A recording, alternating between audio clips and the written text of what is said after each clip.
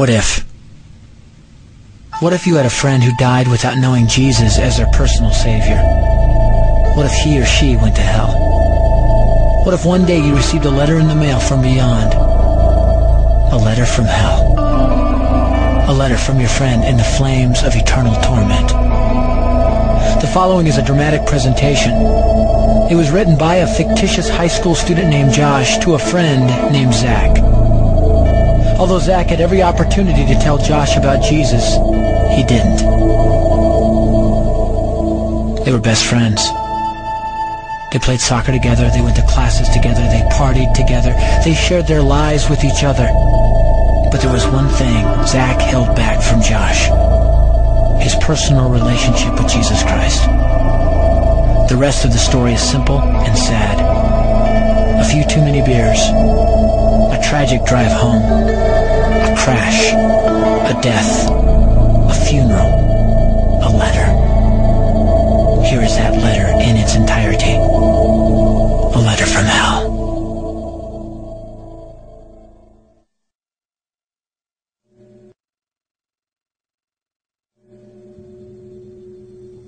Dear Zach, I died today. It's a lot different than I expected.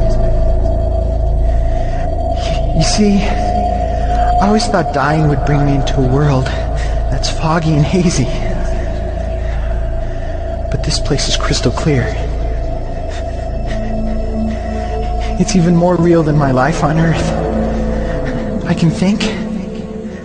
I can talk. I can even feel.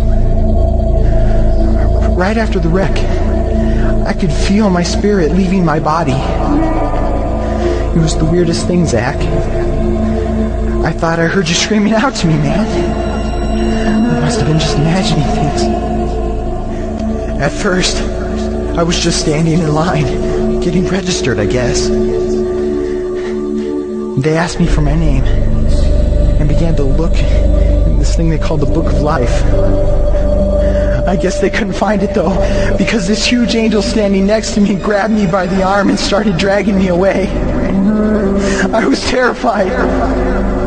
I had no idea what was going on. I asked the angel where he was taking me,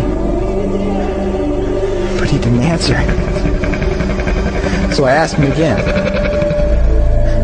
Finally, he told me that only those whose names were written in the Book of Life could enter into heaven. And the rest would be condemned to hell forever. Man, I was scared. The angel threw me into some kind of holding cell where I've been sitting and thinking for a long, long time. Do you want to know what I've been thinking about? I've been thinking about you. Zach, you're a Christian. You told me so yourself. I mean, we talked about it 3 different times today. Kelly brought it up, and you laughed it off. Coach Adams brought it up, and you changed the subject. I mean, it came up right before the wreck. Well, the question I can't get out of my mind is this, Zach. Why haven't you ever told me about how to become a Christian? I mean, you say you're my friend, but if you really were, you would have told me about this Jesus and told me how to escape this terrible place that I'm headed for. I can feel my heart pounding in my chest. The angels who have been chosen to cast me into hell are coming down the hallway. I can hear their footsteps. I've heard of this hell, Zach. They call it the lake of fire. I can't stand it, Zach. I'm terrified. No, the angels are at the door. Oh no. No! They're coming in and they're pointing at me. They're grabbing me and carrying me out of the room. I can already smell the burning sulfur and brimstone. I can see the edge of the cliff where hell burns. This is it. I am without hope. We're coming closer. Closer. Closer. My heart is bursting with fear.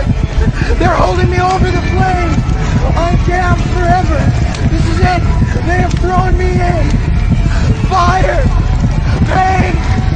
Hell. Why, Zach? Why didn't you ever tell me about Jesus?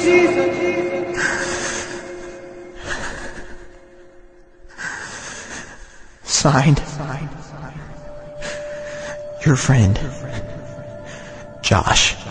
Your friend, Josh. P.S.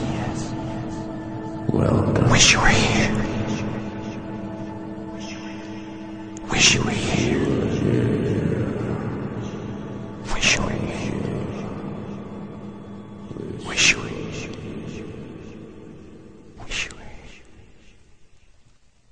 Wish you were here. Wish you were here.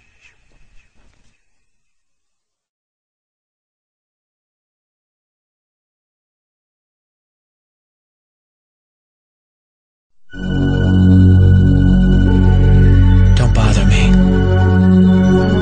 Don't bother me with souls to save. I have my own agenda. There's school to do, sports to play, important stuff to attend to. Don't bother me with my friend at work. He's got his own religion. I don't have time to change his mind. He'll make his own decision. Don't bother me with that little girl, the girl playing in the street. She's much too young to understand that the Savior she can meet. Don't bother me with the sounds I hear, the sounds of people shrieking, although I wonder who they are. Who are these victims screaming? Don't bother me with who they are. I really don't want the blame. 'Cause it's my friend at work and that little girl.